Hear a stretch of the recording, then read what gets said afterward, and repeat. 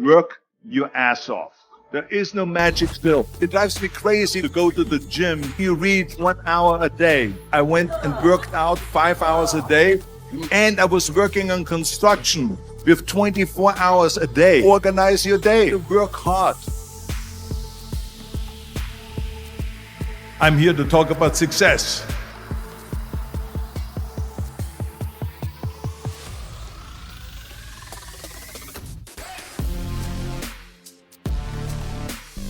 I went to college. I went and worked out 5 hours a day, and I was working on construction. Because in those days in bodybuilding, there was no money. I didn't have the money for food supplements or anything. So I had to go to work. So I worked on construction. I went to college. I worked out in the gym, and at night from 8 o'clock at night to 12 midnight, I went to acting class 4 times a week. So I did all of that. There was not one single minute that I wasted. And this is why I'm standing here today. At the age of 20, I went to London and I won the Mr. Universe contest as the youngest Mr. Universe ever. And it was because I had a goal. You see, if you don't have a vision of where you go, and if you don't have a goal where you go, you drift around and you never end up anywhere. 74% hate their job in America. The majority of people don't like what they're doing because they're really not doing it because they didn't have a goal and they followed this goal. They just aimlessly drift around, and then all of a sudden there's a job opening, so they get that job because you have to work. But then when you work, it's a chore. It's work. It's not fun. So if you think about, only a quarter of the people really enjoy what they're doing in life. So people always ask me, when they saw me in the gym in the pumping iron days, they say, why is it that you're working out so hard? 5 hours a day, 6 hours a day, and you have always a smile on your face. The others are working out just as hard as you do, and they look sour in the face. Why is that? And I told people all the time, I said, because to me, I'm shooting for a goal. In front of me is the Mr. Universe title. So every rep that I do gets me closer to accomplishing that goal, to make this goal, this vision turn into reality. Every single set that I do, every repetition, every weight that I lift will get me a step closer to turn this goal into reality. So I couldn't wait to do another 500-pound squat. I couldn't wait to do another 500-pound bench press. I couldn't wait to do another 2,000 reps of sit-ups. I couldn't wait for the next exercise. So let me tell you something, visualizing your goal and going after it makes it fun. You got to have a purpose no matter what you do in life. You got to have a purpose. And Muhammad Ali worked his butt off. And I saw it firsthand. And I remember that there was a sports writer that was there in the gym when he was working out and he was doing sit-ups. And they asked him, how many sit-ups do you do? And he said, I don't start counting until it hurts.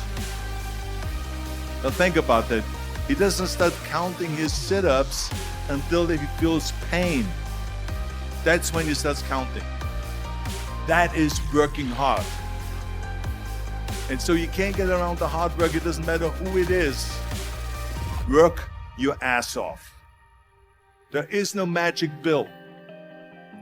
There is no magic out there. You cannot get around. You have to work and work and work. Make sure of this and make sure of that and all that stuff. So it's work. And it drives me crazy when people say they don't have enough time to go to the gym for 45 minutes a day and work out. Or to do something for 45 minutes to an hour a day to improve. If it is physically improve or if it is mentally to improve. Imagine you read 1 hour a day about history. How much you will learn after 365 hours in 1 year. Think about if you study about the history of musicians, of composers, how much you would know. Imagine if you would work on a business, on some business that you want to develop every day for an hour. Imagine how further along you will go and get. So it drives me nuts because we have, when people say we don't have the time, we have 24 hours a day. We sleep 6 hours a day, so that gives you still 18 hours. But there's someone shaking their head out here in front to say probably, I don't sleep 6 hours, I sleep 8 hours, right? Or just sleep faster. So we have 18 hours a day. The average person works around 8 to 10 hours. So let's assume it's 10 hours, so we have 8 hours left. Then you travel around an hour a day, maybe 2 hours a day. So now you have still 6 hours left. So what do you do with the 6 hours? What do you do with the 6 hours? Then we eat a little bit, then we schmooze a little bit, talk a little bit to people and all that stuff. But you can see how much time there is available if you organize your day. So you got to work hard. I hate plan B. And I tell you why. Because we have so many doubters, as I've said earlier, the no-sayers. We have so many of those people that say no and you can't do it, it's impossible. That is okay because we just turn off, as I said earlier, and we listen and we hear the no being a yes. You can't do it, you can't do it, and all of that. So that is possible to do that amongst all the negative people around you. But when you start doubting yourself, that's very dangerous. Because now what you're basically saying is that if my plan doesn't work, I have a fallback plan, I have a plan B. And that means that you start thinking about plan B, and every thought that you put into plan B, you're taking away now that thought and that energy from plan A.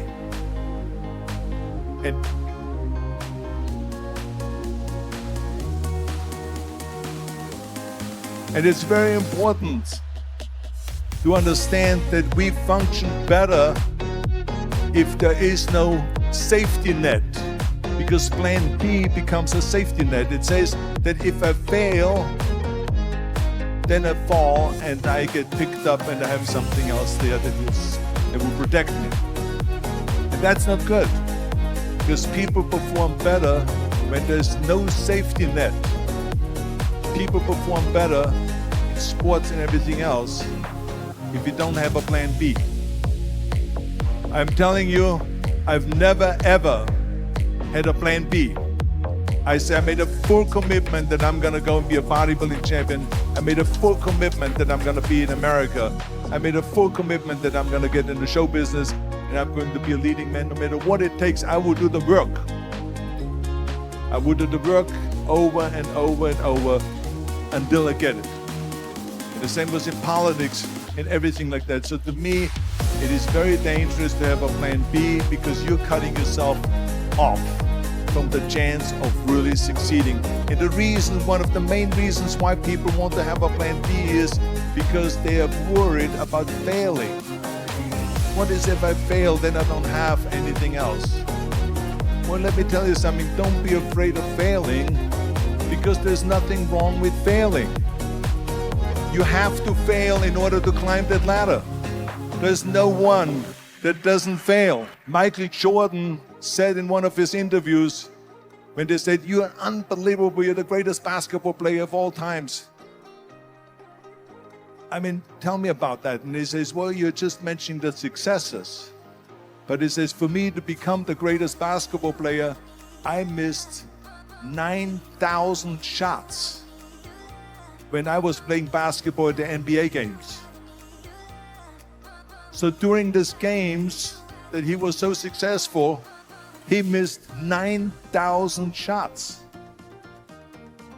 Does it make him a failure? No.